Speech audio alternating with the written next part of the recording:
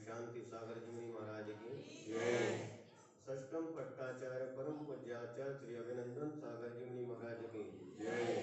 परम पूज्य आचार्य श्री विद्यासागर जी मुनि महाराज की जय। परम पूज्य गुरु आचार्य श्री उदार सागर जी मुनि महाराज की जय। उत्तम तप धर्म की जय। बोलिए परम पूज्य श्री उत्साह सागर जी महाराज की जय। धर्म प्रेमी स्नेह बंधुओं,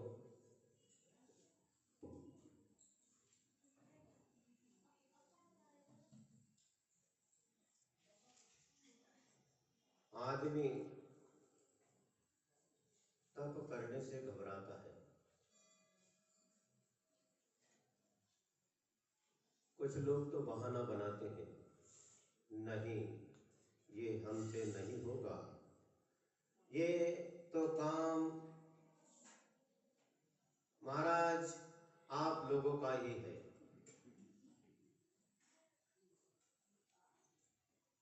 आप ही नदी के किनारे, पर्वतों के ऊपर, वृक्षों के नीचे, जंगलों में बैठकर, वसतिका में बैठकर, धर्मशाला मंदिर आदि में बैठकर आप ही तपस्चरण कीजिए महाराज, ये आप ही को मुबारक हो। तो आप क्या करोगे?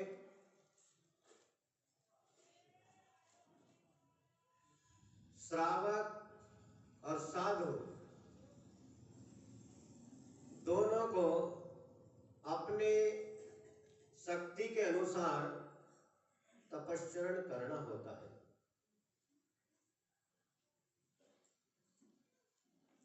आपको घर छोड़कर कहीं नहीं जाना। यदि जाना हो, यदि आना हो तो this is a welcome, welcome, आपका स्वागत है। और नहीं आना है तो वहीं रहकर श्रावक धर्म के अनुसार व्रतों का पालन, तपस्चरण करना चाहिए। तप करने के लिए हमें सबसे पहले अपनी इच्छाओं का निरोध करना चाहिए। इच्छा निरोधः तपः। इच्छा का निरोध करना, इंद्रियों को रोकना तप कहलाता है। आज तक इस संसार में जितने भी जीव दुखी हुए हैं, दुखी हो रहे हैं और दुखी होंगे, उसका एक विशेष कारण है इच्छा। इच्छाओं के कारण आज आदमी दुखी है। दुख के कारण यदि खोजते हैं तो सबसे बड़ा कारण है दुख का अपनी अपनी इच्छा। और व्यक्ति के मन में तो इतनी इच्छा है, इतनी इच्छा है कि सारी दुनिया का माल खजाना मेरे पास आ जाए, पड़ोसी के दुकान के जितने ग्राहक हैं मेरे पास आ जाए, अटिने आ जाओ, 2 रुपया कम में मिलेगा। दुनिया का जितना भी माल है, दुनिया में जितनी भी संपत्ति है, रुपया पैसा है, दौलत है, वो सब मेरे पास आ जाए। इतनी इच्छाएं विचार करना क्या पूरी हो सकती है? नहीं हो सकती है। जब इच्छाएं पूरी नहीं हो सकती है तो उससे दुख होता है, तकलीफ होती है, परेशानियां होती हैं। और हम कहते हैं सुखी होने का रास्ता हमें खोजना चाहिए। तो सुखी होने का रास्ता एक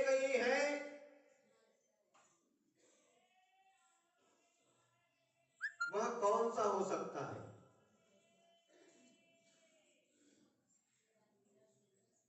अपनी की पूर्ति करना, एक इच्छा पूर्ति हो गई, आज तो मुझे ये खाना है, मिल गया, आनंद आ गया। अब तो मुझे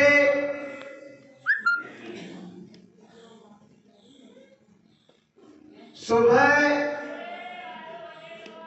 9 बजे तक सोना है, सोइए। जिंदगी किसकी अच्छी बनती है? जो खा पी के सो जाता है। इनसे मिलो बच्चों से।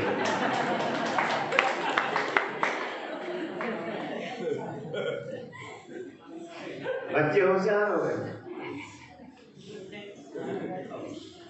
पता नहीं इनको क्या समझ में आता है। बोलते जिंदगी उसकी अच्छी बनती है जो खा पी के सो जाता है। अब भोजन भी हो गया और खा पी लिया है, अब सो भी लिया है। अब उसके बाद नींद खुली तो अब कुछ मनोरंजन हो जाए तो मनोरंजन भी कर लेते हैं, अपनी सारी इच्छाओं की पूर्ति करते रहते हैं, और जब नहीं होती है तो दुखी होते हैं। और हम कहते हैं कि यदि सुखी होने का रास्ता यदि अपनाना है तो इच्छाओं की पूर्ति करने में नहीं, इच्छाओं को जीतने में है। इच्छाओं को जब तक जीता नहीं जाएगा, इच्छाओं के ऊपर विजय प्राप्त नहीं की जाएगी, तब तक तपश्चरण हो नहीं सकता। कर्म क्षयार्थम तप्यता इति तपः। कर्म के क्षय के लिए हमारी आत्मा के साथ जितने कर्म बंधे हुए हैं, उन कर्मों का क्षय करने के लिए हमें तपश्चरण करना चाहिए, अपनी शक्ति प्रमाण तप करना चाहिए। शक्ति को छुपाना नहीं चाहिए, शक्ति के अनुसार हमें तप करना चाहिए। और तप के दो भेद हैं, अंतरंग तप और बहिरंग तप। बहिरंग तप और अंतरंग तप। बहिरंग तप 6 प्रकार के और अंतरंग तप 6 प्रकार के, ऐसे 12 प्रकार के तप बताए हैं। तो बहिरंग तप और अंतरंग तप, तो हमें कर्ममल को दूर करना है अपनी आत्मा से, तो हमें बहिरंग तप और अंतरंग तप दोनों तपश्चरण करना आवश्यक है। और कुछ लोग कहते हैं कि बहिरंग तप तो महाराज शरीर को कष्ट देना है, लेकिन नहीं, ऐसी सोच गलत है। आत्मा को पवित्र करना है तो अंतरंग तप से पहले बहिरंग तप करना अति आवश्यक है। और बहिरंग तप का अर्थ शरीर को कष्ट देना नहीं है। आप भोजन बनाते हैं, आपके चूल्हे में लकड़ियां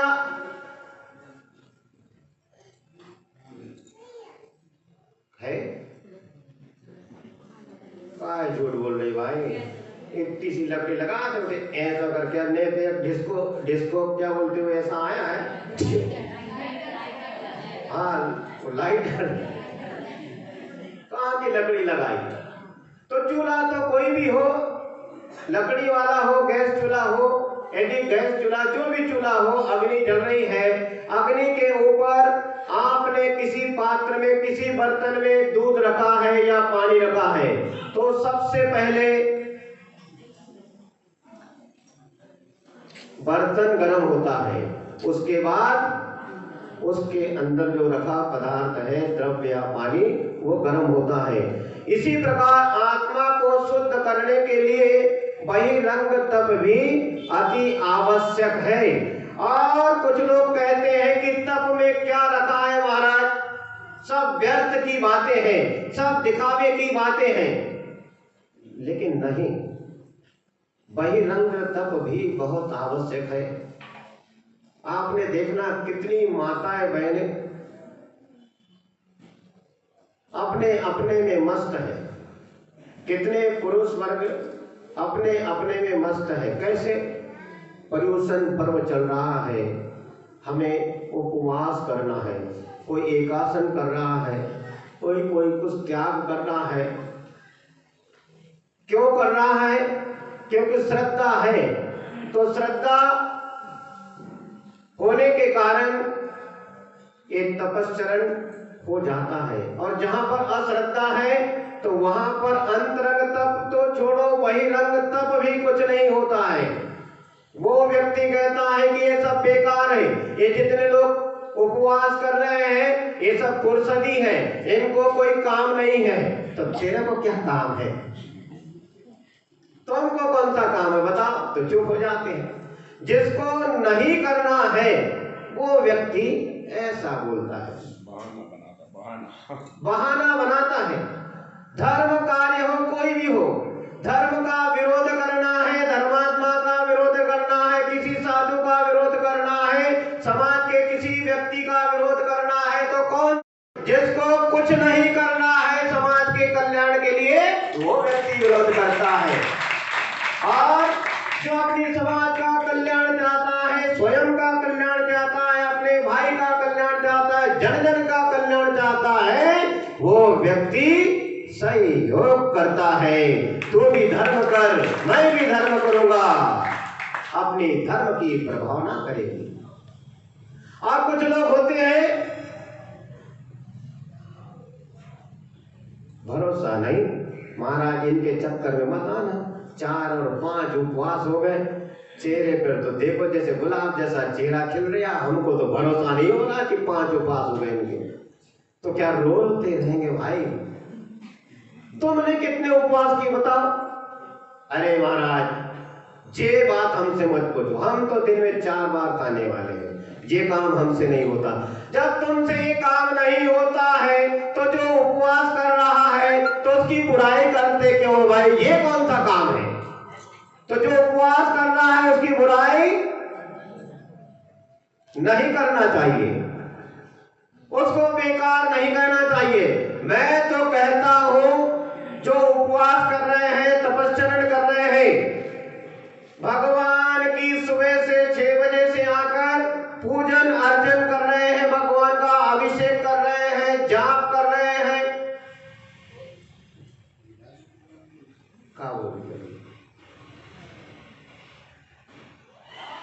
जो भगवान के पूजन अर्चन में लगा है,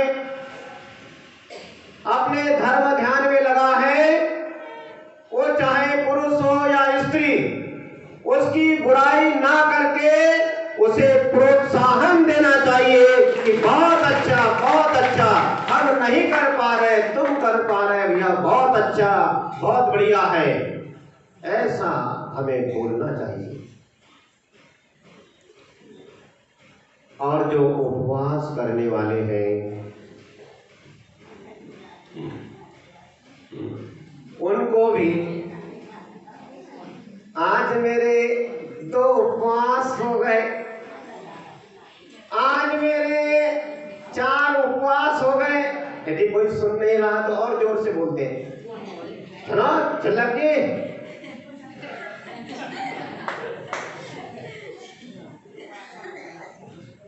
अरे पहले दिन ऐसा हुआ, दूसरे दिन ऐसा हुआ, तीसरे दिन ऐसा हुआ, चौथे दिन ऐसा हुआ, 5वें दिन ऐसा हुआ, मेरे 5 उपवास हो गए। बहुत अच्छे हैं। और हम कहते हैं कि तुम 5 उपवास करो, चाहे दिन में एक ही दिन में तुम 5 उपवास कर लो, कोई तकलीफ नहीं है। कितने? एक दिन में 5 करो तो 10 दिन में कितने हो जाएंगे? 50। वाह, गिनीज बुक में नाम डाला जाएगा। तो उपवास करने वाले को भी गाना नहीं गाना चाहिए, उसको भी मौन चुपचाप रह के, कोई पूछे तो बताना कि कि हाँ हमारा उपवास है, और तुम खुद ही गाना गाओ मेरे इतने उपवास हो गए, मैंने ये त्याग किया, मैंने वो त्याग किया। तो विचार करना, थोड़ा इतिहास के पन्ने पलटाना। भगवान बाहुबली स्वामी 1 वर्ष तक एक स्थान पर चारों प्रकार के आहार का त्याग करके तपस्चरण में लीन रहे। क्या उन्होंने गाना गाया? मैं बाहुबली 1 वर्ष से निराहार खड़ा हूं, कहा? कहीं लिखा है? नहीं। यदि वे गाना गाते तो उनका भी कल्याण नहीं होता। इसीलिए कहते हैं कि व्रत है, तपस्चरण है, अपने शक्ति प्रमाण करना चाहिए और गाना नहीं चाहिए। बहिरंग तप और अंतरंग तप ये दोनों आवश्यक है आत्म कल्याण के लिए। बहिरंग तप अंतरंग तप में प्रवेश करने के लिए एक साधन है। जैसे आपके घर में 2 कमरे हैं और आगे वाले कमरे में ताला बंद है और अंदर वाले कमरे में आपका कोई आवश्यक सामान रखा है और आपको वो सामान चाहिए, तो आपको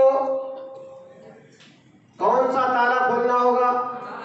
बाहर का खोलोगे तब अंदर के दरवाजे का ताला खुलेगा। तो पहले बाहर का दरवाजा खोलिए, फिर अंदर का खोलिए, तो आपका सामान आपको प्राप्त हो सकता है। उसी प्रकार बाह्य तप अंतरंग तप में या अंतरंग तप में प्रवेश करने के लिए साधन है, और साधन के अभाव में साध्य तक नहीं पहुंचा जा सकता। हमारे भगवान महावीर स्वामी की वीतरागता, हमारे भगवान महावीर स्वामी का तपस्चरण, हमारे भगवान महावीर स्वामी की तपस्या एक एक पग तपाग्नि में तप कर निकली है। भगवान महावीर स्वामी का धर्म का नहीं है। हमारे भगवान महावीर स्वामी का धर्म धर्म पर आस्था रखने वालों का है। भगवान महावीर स्वामी का धर्म साधन एकत्रित करने वालों का नहीं है, साधना करने वालों का है। नहीं तो साधन ही साधन जुटाते रहे, सारी व्यवस्था बना ली, सब कुछ कर लिया और सो गए, तो उन साधनों का क्या उपयोग? इसलिए हमारे भगवान महावीर स्वामी कहते हैं कि साधन एकत्र मत करो, साधना करो। साधना करने में ही अपनी आत्मा का कल्याण है। आप रोटी बनाते हैं तो रोटी कैसे बनती है? रोटी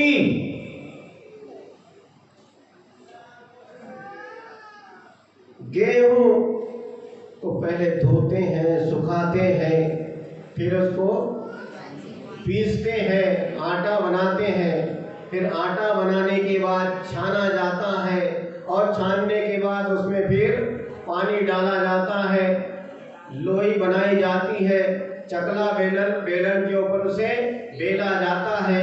वो हिंदुस्तान का नक्शा बने या गोल गोल पृथ्वी बने, बेलने के बाद चूल्हे के ऊपर जिसमें अग्नि जल रही है तो तवे के ऊपर डाली जाती है। कब डाली जाती है? जब तवा गर्म हो जाता है, तवे के ऊपर रोटी डाली जाती है। तो रोटी को भी दोनों तरफ से उल्टाया पलटाया जाता है। और पुराने समय में तो चूल्हा होते थे तो तवे की ऊपर से थोड़ी दोनों तरफ से सेके, उस आग की आंच के ऊपर सेकते थे। तो रोटी को भी दोनों तरफ से सेका जाता है। रोटी जब दोनों तरफ से सिकती है तब खाने योग्य होती है, नहीं तो काम की नहीं है। तो बिना तपे कोई भी कार्य संभव नहीं है। स्वयं में स्वयं के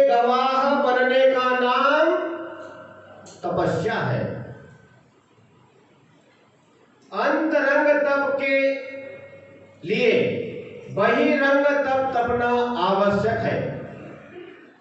और कुछ लोग तप से घबराते हैं, बोले हमसे तप नहीं होता है, ये हम नहीं कर सकते हैं। तो ऐसे बहाने बनाने वाले व्यक्ति के जीवन में कर्म बढ़ते हैं, कर्म घटते नहीं हैं। तपस्या का सार तप नाम से भय होता है, वास्तव में ऐसा नहीं है। यदि अंतरंग वीतरागता व साम्यता की रक्षा की वृद्धि के लिए यदि तपस्सरण किया जाए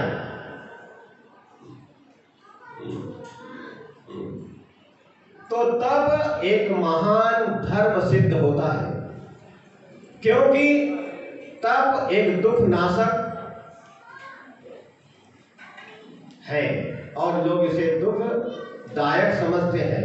तो दुखदायक न होकर ये तप आनंद प्रदायक होता है। इसलिए ज्ञानी व्यक्ति शक्ति के अनुसार तप करने के लिए नित्य भावना भाते रहते हैं और प्रमाद को छोड़कर शक्ति के अनुसार तपस्सरण करते हैं और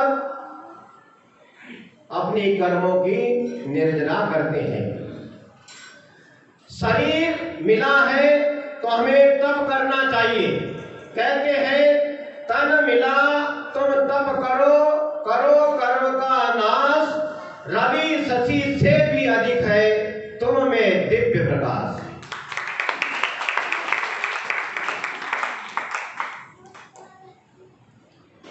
यावत् जीवस्योपकाराय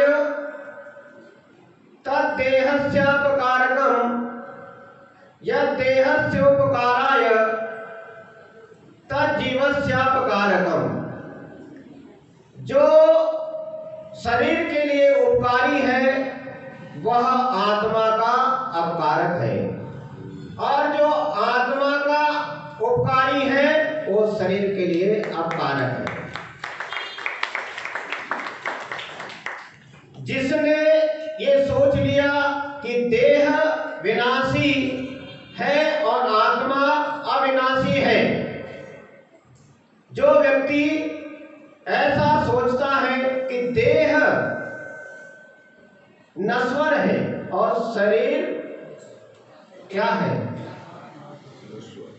यही है, ये नश्वर है, लेकिन हमारी आत्मा अविनश्वर है। आत्मा की अमरता और शरीर की नश्वरता को जानने वाले व्यक्ति का नजरिया बदल जाता है। और हम तो कहते हैं कि तू छोड़ दे कोशिशें इंसानों को पहचानने की, तू छोड़ दे कोशिशें इंसानों को पहचानने की। यहाँ जरूरत के हिसाब से सब बदलते नकाब है। अपने गुनाहों पर 100 पर्दे डालकर हर संत कहता है जमाना बड़ा खराब है, तपस्या नहीं होती है। लेकिन जिसने ये जान लिया कि यह शरीर नश्वर है और आत्मा अविनश्वर है, तो उसका विचार और उसका नजरिया बदल जाता है। वह सोचता है कि यह शरीर मिला है तो इस शरीर के माध्यम से मेरे आत्मा का कल्याण होने वाला है।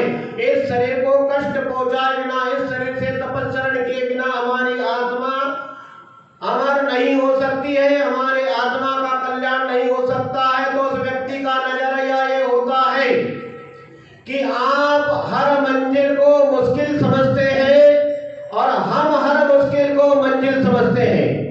आप हर मंजिल को मुश्किल समझते हैं और हम हर मुश्किल को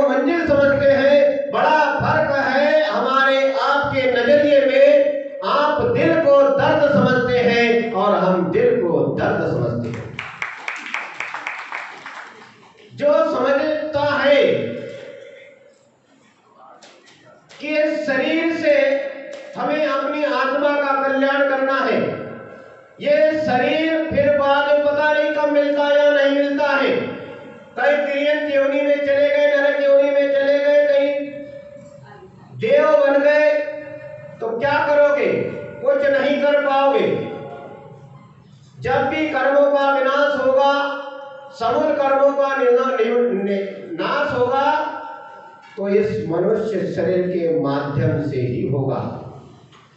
जैसे पाषाणेषु यथा हेमं दुग्ध मध्ये यथा घृतम तिल मध्ये यथा तैलम देह मध्ये तथा शिव। जैसे पाषाण पत्थर में सोना होता है और दूध में घी होता है और तेल में तिल होता है, उसी प्रकार इस शरीर में आत्मा होती है। लेकिन इसे प्राप्त कैसे किया जाता है? जैसे दूध में घी है तो कैसे मिलता है, सब जानते हैं। दूध से घी कैसे प्राप्त किया जाता है, तिल से तेल कैसे प्राप्त किया जाता है, पाषाण से सोना कैसे प्राप्त किया जाता है, सब सुनते हैं, समझते हैं। उसी प्रकार इस शरीर से यदि आत्मा को प्राप्त करना है तो इस शरीर को तपस्या की धधकती हुई भट्टी में आग को डालना होगा और उसके लिए बहिरंग तप अत्यंत आवश्यक है। जब बहिरंग तप करते हैं तो अंतरंग तप में प्रवेश अवश्य मिलता है, इसलिए बहिरंग तप हमें अवश्य करना चाहिए। विदेह क्षेत्र के पुंडलिक देश में और उसमें चक्रधर नगर में त्रिभुवनानंद चक्रवर्ती रहता था और उसकी एक सुंदर कन्या थी, उसका नाम था अनंगसरा। उस अनंगसरा को एक दिन पुनर्वसु नाम के सामंत ने हरण कर लिया और आकाश मार्ग से ले जा रहा था। उसी बीच त्रिभुवनानंद राजा चक्रवर्ती को पता चला तो उसने अपनी सेना को भेजा। सेना और पुनर्वसु के बीच में घमासान युद्ध हुआ। उस युद्ध में उस सामंत का विमान चकनाचूर हो गया तो उसने अनंगसरा को पर्णलब्बी नामक विद्या के सहारे स्वेच्छा से उसे छोड़ दिया। तो अनंगसरा आराम से धीरे धीरे धीरे उतरकर स्वापद अटवी एक जंगल में उतर गई और वह जंगल इतना खतरनाक था जिसमें बड़े बड़े खूंखार जानवर, शेर, चीता, ऐसे बड़े बड़े खूंखार जानवर, उसके बीच में जाकर वह उतरी। अंधकार, घबराती है अनंगसरा, रोती है, बिलखती है, चित्कारती है, अपने माता पिता और रिश्तेदारों को पुकारती है, रोती है कि हे भगवान, ये मेरे कौन से पाप कर्म का उदय आया है जो मैं से घनघोर जंगल में इन खतरनाक जानवरों के बीच में अकेली पड़ी हूं। हे माता, तूने मुझे अपने गर्भ में 9 माह तक सुरक्षित रखा, अब तू मेरी सुरक्षा क्यों नहीं कर रही है? तू मुझे यहाँ से क्यों नहीं ले जा रही है? पिता से कहती है, हे पिताजी, आप मेरी रक्षा सुरक्षा करते थे, आप मुझे यहाँ से क्यों नहीं ले जा रहे हैं? मुझे क्यों मुसीबत में डाल दिया है? ऐसे माता पिता और रिश्तेदारों के लिए वो रोती है। अब कब तक रोए? उस घनघोर वन में अनंगसरा अकेली, जो कपड़े थे, कपड़े भी है, पेड़ की छाल और बक्कलों से शरीर को ढकती थी और इतनी कठिन तपस्या, इतनी कठिन परीक्षा, ऐसे कठिन समय में भी वो तेला बेला उपवास करती थी और जो वृक्षों से पके हुए फल नीचे गिरते थे उन फलों को उठाकर वह भोजन करती थी। प्रासुक झरनों का पानी पीती थी और यदि पानी भी पीना है तो एक बार पीती थी, एक बार फल खाती थी, एक ही बार। और तेला बेला करती थी, अब कमजोर हो गई। इतना शरीर कमजोर हो गया कि पहचान में भी नहीं आ रही। सर्दी, गर्मी, बरसात तीनों मौसम के थपेड़ों को सह रही है। पहले घर में थी तो पिता के संगीत को सुनकर, पिता के मधुर आवाज को सुनकर जागती थी। अब इस वन में खूंखार जानवरों की आवाज को सुनकर घबराकर भयभीत होकर जागती है। आराम भी नहीं कर पाती है।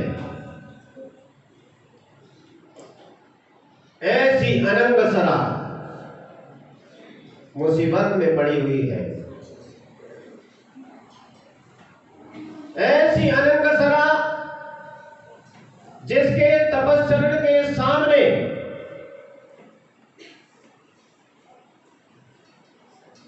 कोई मुनिराज भी तपस्चरण नहीं कर सकते हैं। ऐसा उसने बहिरंग तप किया। और एक दिन नहीं, 2 दिन नहीं, 3 दिन नहीं, 100 दिन नहीं, 500 दिन नहीं, 1 साल नहीं, 2 साल नहीं, 3000 वर्ष तक उसने बहिरंग तप किया।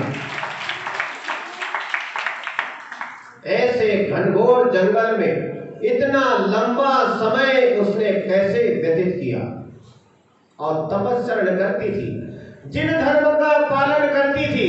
ये नहीं कि अब मुसीबत में पड़ी है तो रात में भी खा ले, दिन में भी खा ले, दिन में 10 बार पानी पी ले। नहीं, अनंगसरा ने एक गलती नहीं की। आज व्यक्ति के लिए कोई थोड़ी बहुत भी मुसीबत आ जाती है, कोई झंझट आ जाती है, तो पान की दुकान पे जाकर खड़ा हो जाता है, लाख थोड़ी जर्दा दे।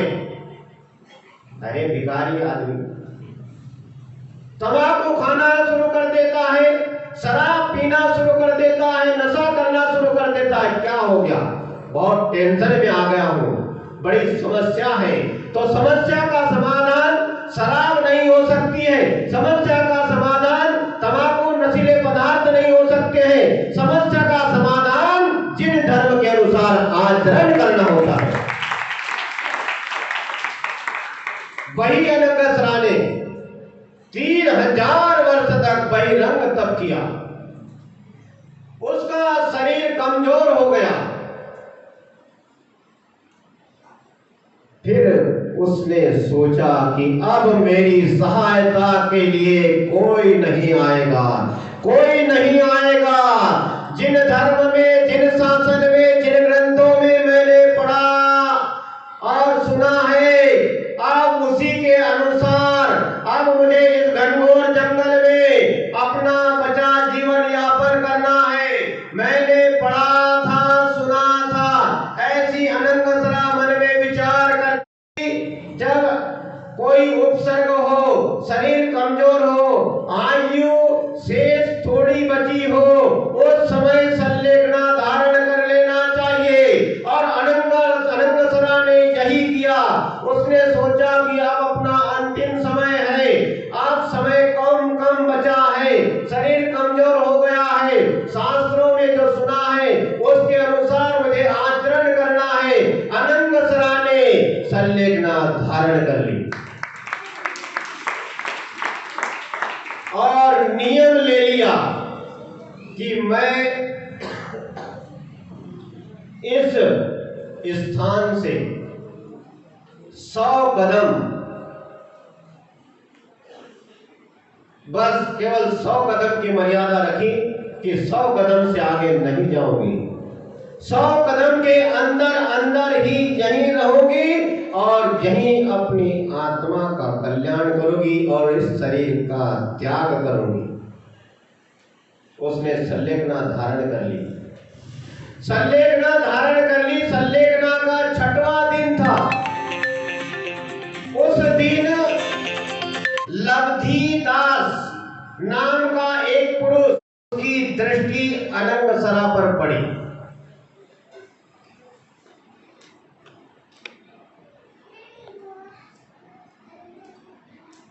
वह उसके पास पहुंचा और कहता है कि बेटी चलो, मैं तुम्हें तुम्हारे पिता के पास तुम्हारे घर पहुंचा देती हूँ।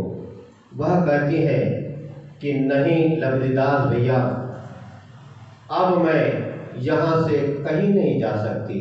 मैंने संलेखना धारण कर ली है, 100 हाथ जमीन छोड़कर मैं कहीं नहीं जाऊंगी। जिन दर्शन के अनुसार मैं इस शरीर का त्याग करूंगी, कसायों का त्याग करूंगी। लब्धिदास तुरंत वहां से उठा और त्रिभुवनानंद चक्रवर्ती के पास पहुंचा और कहता है कि आपकी बेटी स्वापद 8वीं में है, एकदम ग्रस्त हो गई है और उसने संलेखना धारण कर ली है। त्रिभुवनानंद राजा लब्धिदास के साथ और त्रिभुवनानंद चक्रवर्ती के 22,000 पुत्र सब इकट्ठे स्वापद 8वीं पे पहुंचते हैं, जहां पर अनंगसरा की संलेखना चल रही थी। जब वे लोग वहां पहुंचे तो उस समय अनंगसरा की स्थिति और कुछ थी। बहुत बड़ा एक अजगर, बहुत बड़ा एक खूंखार अजगर उस अनंगसरा को निगल रहा था पैरों की तरफ से। दृश्य बड़ा दयनीय था। अनंगसरा का आधा शरीर पैरों की तरफ से कमर तक का हिस्सा उस अजगर के शरीर में था, आधा अनंगसरा का आधा शरीर बाहर था। कोई भी देखकर घबरा जाए, आंखों में आंसू आ जाए, ऐसी स्थिति संलेखना के समय भी ऐसा उपसर्ग सहन करना पड़ रहा है। लेकिन अनंगसरा एक क्षण के लिए भी नहीं घबराई, एक क्षण के लिए भी उसने शोक नहीं किया, एक क्षण के लिए भी उस अजगर के प्रति कसाय नहीं की कि मैं संलेखना धारण कर रही हूँ, मैं संलेखना कर रही हूँ, मैं तपस्चरण कर रही हूँ और तू मुझे निगल रहा है। उस सर्प के प्रति, उस अजगर के प्रति भी उसने बुरे भाव नहीं किए, बिल्कुल भी बुरे भाव उसके मन में नहीं आए। आधा शरीर उस अजगर के शरीर में है उसका और आधा शरीर बाहर है। उसी बीच राजा त्रिभुवनानंद चक्रवर्ती अपने 22,000 पुत्रों के साथ वहां पहुंचता है। लब्धिदास के अनुसार बताए मार्ग पर चलते हुए वहां पहुंचता है और त्रिभुवनानंद अपनी बेटी को देखकर बहुत दुखी होता है। उसके आंखों में आंसू आ जाते हैं क्योंकि शरीर उस समय एकदम ग्रस्त हो गया था, पहचान में नहीं आ रही थी। उस समय आधा शरीर अजगर के पेट में, अजगर के मुंह में, अजगर के शरीर में और आधा शरीर बाहर है। ऐसा दृश्य देखकर राजा त्रिभुवनानंद धनुष बाण निकालता है और चलाने को तैयार हो जाता है। उस समय अनंगसरा अपने पिताजी को रोकती है, नहीं पिताजी, नहीं नहीं, आप इस अजगर को अभय दान दीजिए, इसके प्राण मत लीजिए पिताजी। नहीं नहीं नहीं बेटी, ये तेरे प्राण ले रहा है और तू इसके प्राण बचाने की बात करती है। नहीं पिताजी, आप मेरी बात सुनिए, आप इस अजगर को मत मारिए, इस अजगर के आप इसको प्राण बचाना है, आप इसे अभय दान दीजिए। त्रिभुवनानंद चक्रवर्ती धनुष से तीर नीचे उतार लेता है और अनंगसरा की बात सुनता है। क्यों बेटा, तू क्यों मुझे इसे मारने से रोक रही है? अनंगसरा कहती है, पिताजी, आपने इस अजगर को मार भी दिया तो क्या लाभ होगा? कुछ भी नहीं, आपको पाप होगा, आपके लिए पाप कर्म का बंध होगा। सुनिए, मैंने संलग्ना धारण कर ली है। जिन धर्म के अनुसार, जिन शास्त्रों में जैसा कहा है, जैसी पद्धति बताई है, उसके अनुसार मैंने संलग्ना धारण की है। यहां से मैं 100 हाथ जमीन छोड़कर कहीं नहीं जा सकती। मैंने संलग्ना ली है और आप इस अजगर को अभय दान दीजिए। नहीं बेटी नहीं, ऐसे खतरनाक प्राणी को मैं नहीं छोड़ूंगा। जो मेरी बेटी के प्राण हरण कर रहा है, जो मेरी बेटी को मौत के घाट उड़ा रहा है, मैं उसे नहीं छोड़ूंगा। लेकिन अनंगसरा कहती है कि नहीं पिताजी, आप मेरी प्रार्थना स्वीकार कीजिए। हम जैन हैं, हम किसी के प्राणों को हरण नहीं करते हैं, हम किसी को कष्ट नहीं पहुंचाते हैं। ये अजगर है, इसका काम इसको करने दो, मेरा काम मुझे करने दो। मुझे अपने कसाय को क्रश करने दो, मुझे अपने शरीर का परित्याग करने दो, मुझे अपनी आत्मा का कल्याण करना है, मुझे संलग्ना शांति पूर्वक करने दो। नहीं पिताजी, आप इस अजगर को मत मारिए। त्रिभुवनानंद आंखों में आंसू भरे। 22,000 उनके पुत्र अनंगसरा के भाई सब रो रहे हैं। सबके आंखों में आंसू है कि संलेखना भी ऐसी होती है। अजगर ने आधा शरीर निकल लिया है, पूरा शरीर निकलने को है, और ये कहती है कि इसको छोड़ दो, इसको प्राण मत लो, इसको अभय दान दो। धन्य है बेटी, धन्य है तू, धन्य है। उस समय ऐसे दुखमय दृश्य को देखकर त्रिभुवनानंद भी समझ गया कि मेरी बेटी सह गई नहीं है। कि यदि अनंगसरा कहती अपने पिता से कि पिताजी, यदि मैं बच भी गई, आपने इस अजगर को मारा और इससे मेरे आपने जान बचा भी ली, तो मैं किस काम की? इसने आधा शरीर तो मेरा निगल लिया है, आधा शरीर तो पूरा खराब हो गया है, अब इस अजगर को पूरा शरीर निगलने दो। ऐसी अनंगसरा अपनी बेटी की बात सुनकर राजा त्रिभुवनानंद चक्रवर्ती अपने 22,000 पुत्रों के साथ वैराग्य, परम वैराग्य को प्राप्त होता है और सारे वस्त्र आभूषण उतार करके दिगंबर मुनि दीक्षा धारण कर लेता है। एक मुनि नहीं, 22,000 एक मुनि वहां पर नग्न दिगंबर मुनिराज खड़े हैं। उस दृश्य को देखकर ऐसी अनंगसरा जिसने बाह्य तप 1 वर्ष नहीं 3,000 वर्ष तक बाह्य तप किया है। इसलिए हम कहते हैं कि बाह्य तप को मजाक नहीं समझना, बाह्य तप को बेकार नहीं समझना।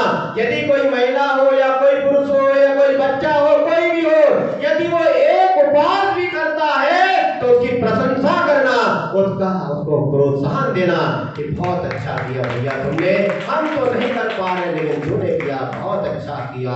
तो बहिरंग तप का भी महत्व व्यक्ति के जीवन में बहुत है।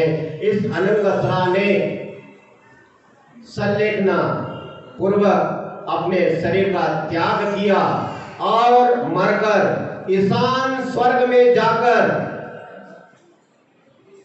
वहां सुख को, देवता के सुख को, स्वर्ग के सुख को भोगा और वहां से स्वर्ग से च्युत होकर, स्वर्ग से आकर राजा द्रोण के यहाँ पर पुत्री बनकर जन्म लिया। उसका नाम विशल्या था। और जब कोई गांव में, शहर में या कहीं भी कोई भी व्यक्ति बीमार हो जाए तो विशल्या के जल के स्नान के जल से उस व्यक्ति के रोग दूर हो जाया करते थे। क्यों हो जाया करते थे रोग दूर? क्योंकि अनंगसरा के पर्याय में इसने 3,000 वर्ष तक बहिरंग तप किया और जब विशल्या के रूप में उसका जन्म हुआ तो देखिए जन्म जन्म तक तपस्या का फल कैसा मिलता है, तपचरण का प्रभाव कैसा है कि राजा द्रोण के यहाँ विशल्या के रूप में, पुत्री के रूप में पैदा हुई, तो उसके शरीर के स्नान के जल से लोगों के रोग दूर हो जाते थे। और राम और रावण का जब युद्ध हुआ तो रावण ने लक्ष्मण को अमोघ विजया नामक शक्ति से मूर्छित कर दिया, घायल कर दिया। तो उस व्याकुल होते हैं, दुखी होते हैं कि हे अनुज, मैं अपनी माताओं को क्या जवाब दूंगा, तू मुझे छोड़कर चला गया। रोते हैं, बिलखते हैं। उस समय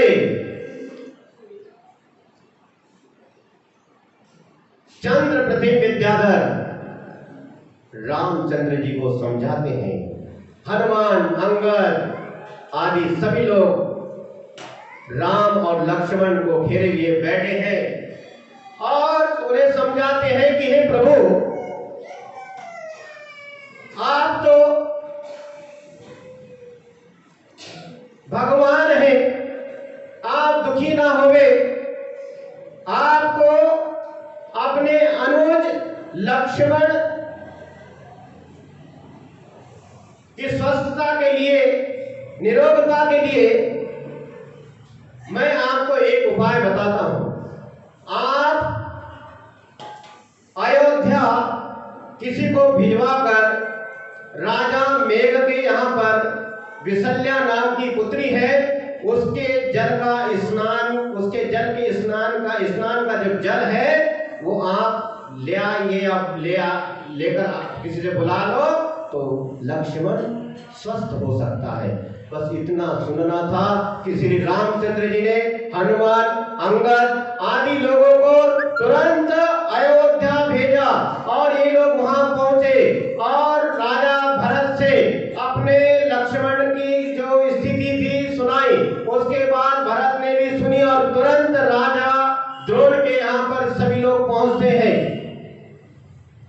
सभी लोग पहुंचे और राजा द्रोण से निवेदन करने लगे कि विशल्या के स्नान का जल चाहिए था, ऐसी ऐसी घटना हो गई।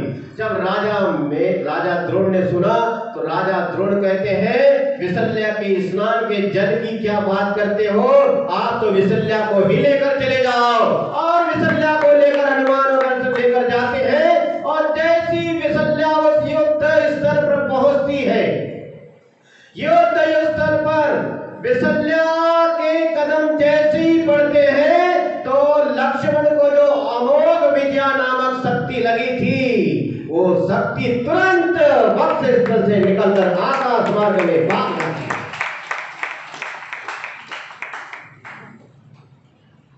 तो ये बहिरंग तप मजाक नहीं है, बहिरंग तप भी बहुत आवश्यक है। बहिरंग तप यदि करते हैं तो अंतरंग तप की प्राप्ति होती है और हमें अंतरंग तप और बहिरंग तप दोनों अति आवश्यक है। बहिरंग तप और अंतरंग तप अपने शक्ति प्रमाण अवश्य हमें करना चाहिए। और जो भी उत्तम तप धर्म के अनुसार शक्ति को छुपाए बिना अंतरंग और बहिरंग तप करता है, उसका कल्याण होता है। ओम ह्रीं उत्तम तपो धर्मांगाय नमो नमः। परम पूज्य गुरु आचार्य श्री उदार सागर जी महाराज की महाराज की जय।